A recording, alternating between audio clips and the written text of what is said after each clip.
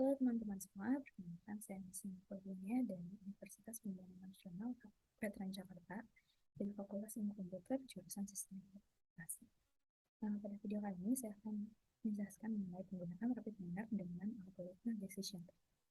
Oke, di video ini saya akan menjelaskan mengenai penjelasan mengenai decision tree dan rapid miner sebelum kita masuk ke dalam tutorialnya. Yang kedua, persiapan apa saja sebelum kita masuk ke demo, dan yang terakhir adalah tutorial menggunakan aplikasi Rapid Miner. Oke, yang pertama apa sih itu decision tree? Nah, decision tree adalah alat yang populer untuk klasifikasi dan prediksi. Jadi decision tree itu merupakan pohon keputusan seperti diagram awal di mana setiap simpul internal menunjukkan pengujian pada atribut dan setiap cabang mewakili hasil pengujian, dan setiap simpul dalam atau di terakhir itu merupakan pemegang label kelas atau kita bisa bilang sebagai keputusan. Sebagai contoh, pada gambar di samping ini ada decision untuk bermain bola.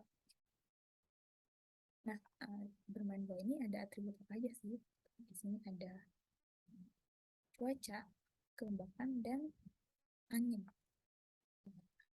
Nah, kita bisa lihat dari pertama atribut cuaca. Di sini ada tiga jawaban, yaitu ada cerah, berawan, dan hujan. Kalau cerah, dia akan mengalami pengujian lagi. Bagaimana kelembapan udaranya. Jika tinggi, maka dia tidak akan bermain bola, dan jika normal, dia akan tetap bermain bola. Nah, jika berawan, dia akan bermain bola. Dan yang ketiga, jika cuacanya hujan, kita akan menguji apakah hujannya ini berangin kencang atau berangin sedang atau biasa saja. Jika kencang, maka tidak jadi bermain bola, dan jika berangin tidak terlalu berangin, dia akan tetap bermain bola. Seperti itu. Contoh dari kehidupan sehari-hari. Oke. Selanjutnya kita perlu berkenalan dengan rapid miner. Jadi apa sih itu rapid miner? Rapid miner adalah open source software yang menyediakan integrated environment untuk siapkan data, machine learning, deep learning, text mining, dan predictive analytics.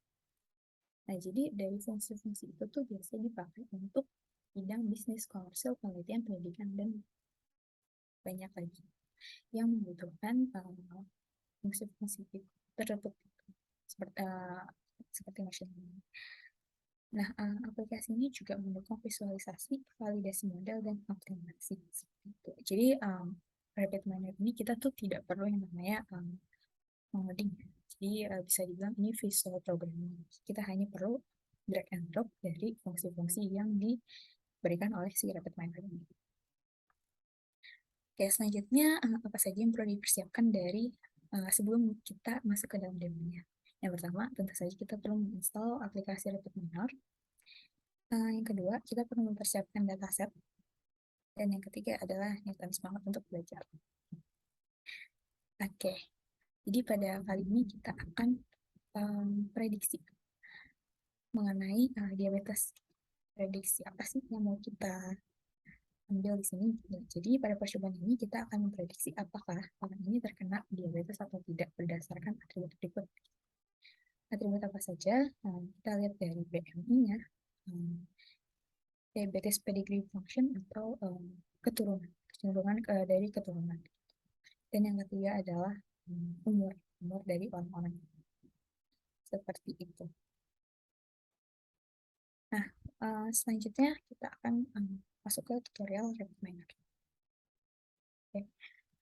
Kita sudah masuk ke dalam aplikasi rapid miner karena tadi kita sudah merencanakan untuk mengolah data mengenai diabetes, maka kita perlu mengimport data. Saya sudah download di sini. Saya masukkan ke folder dataset dan nama filenya berikut.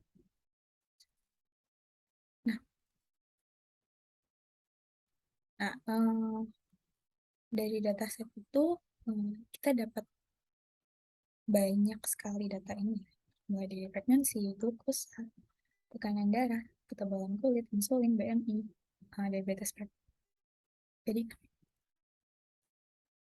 umur dan outcome. Pada kali ini kita hanya menggunakan BMI, diabetes pedigree, age, sama outcome. Jadi kita hanya mengambil F sampai I saja.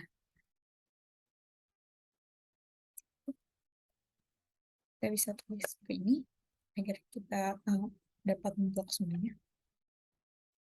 Kemudian klik next. Nah, bisa kita lihat di sini untuk BMI dia menggunakan data type real karena memang ini merupakan bilangan yang desimal lah. Dan desimal merupakan bilangan real. Jadi kita keep ini sebagai data type real. Ini juga, nah ini merupakan bilangan desimal. Dan untuk age, karena memang dia bulat, pasti bulat, tidak mungkin desimal. Jadi kita jadikan dia data type-nya adalah integer. Dan untuk outcome, karena dia bernilai sebenarnya 1 dan 0 ini adalah true or false, jadi kita ganti menjadi binomial. Dan juga karena outcome ini adalah keputusan yang kita cari. Jadi kita ganti role-nya sebagai label. Sorry nih. Oke, jika sudah, kita bisa klik next. Kemudian Rapid Miner akan bertanya kita akan menaruh data ini di mana. Untuk saya sekarang akan menaruh di folder data. Oke. Kemudian akan tampil data seperti ini. Ini merupakan data-data yang akan kita pakai untuk pengimplementasian decision tree. Oke, bagaimana pengimplementasian decision tree menggunakan Rapid Miner? Pertama, kita perlu memasukkan dataset kita ke dalam Canvas. Nah, sudah masuk. Kemudian kita split datanya. Kita cari fungsi split data di dalam operator. Kita drag ke sini. Kita konekkan. Nah, di sini kita akan membagi datanya menjadi 2, yaitu untuk data training dan data set test 0,7, 0,3. Jika sudah, kemudian kita cari, kita ingin menggunakan decision tree. Decision tree kita cari saja di sini. Kemudian ini tinggal drag and drop saja. Kemudian kita sambungkan parameter ini ke training. Kemudian jika sudah, kita cari apply model. Apply model. Nah, apply model ini tempat kita untuk apply model dari apa yang sudah di training di sini. Nah, kita sambungkan model ini ke dalam model yang ada di apply model. Kemudian kita juga mengujikan data lainnya ke dalam apply model dari model yang sudah di training. Oke, kemudian kita juga perlu melihat performance-nya seperti apa. Jadi kita lihat, nah kita cari fungsi performance dan kita pilih yang classification. Nah, untuk ini kita sambungkan yang label dengan label. Jika sudah, kita bisa lihat resultnya dengan mengkoneksikan ke titik result ini. Jadi kita lihat performance-nya, jika mau lihat, kita sambungkan yang titik performance ini dengan result ini. Kemudian untuk melihat decision tree-nya seperti apa, kita sambungkan model yang ini ke result ini. Ya, seperti itu. Kita play saja. Nah, mungkin kita lihat performance-nya dulu. Dari model yang sudah diujikan, persentase akurasinya itu adalah 66,52. 66,52%. Berikut data-datanya. Dan juga untuk tree-nya ini, bisa kita lihat, ternyata yang banyak menjadi pertimbangan adalah BMI. Dan untuk tadi kita mengambil 3 atribut, BMI, umur dan diabetes pedigree function. Nah, bisa kita lihat di sini untuk BMI ini banyak menjadi pertimbangan untuk seseorang ini apakah dia diabetes atau enggak gitu, dibanding umur dan keturunan gitu. Bisa kita lihat untuk yang pertama dia membagi dua, apakah dia lebih dari 52,750 atau kurang dari 52,750. Kalau lebih dari sudah pasti dia merupakan orang diabetes.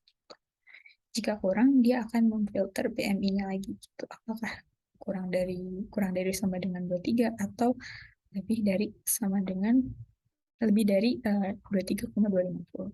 Jika kurang dari sudah pasti dia tidak diabetes.